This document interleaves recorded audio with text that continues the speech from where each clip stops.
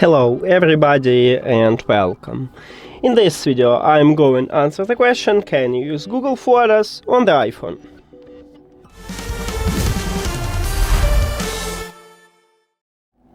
So you need to go to the App Store, then click at the search icon at the right bottom. Now click at the search line at the top, or if you have iOS 26 at the bottom, and write Photos. Search, then install Google Photos.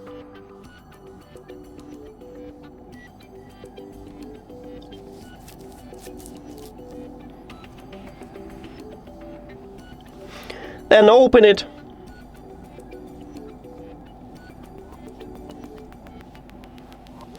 Firstly, I recommend it to enable backup, but if you disable it, I will show you later how to enable backup.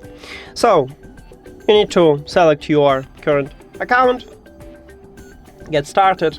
I don't need notification, so I click do not allow. You can allow it, it's up to you.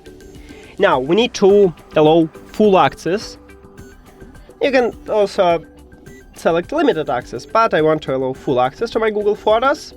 And after that, click at the profile icon, and right here, make sure that your backup turn on. So if it's turned off, you have two options how to enable it. You can click turn on backup, then select original quality or storage saver if you want to save some space. Swap to the storage saver, and then click confirm, or you can go to the Google Photos settings, then backup, and enable backup here. And right here in the backup quality, you can select original quality or storage saver. And that's it. Thank you for watching this video. If you found it helpful, please consider subscribing to channel and leave the like on the video. See you later.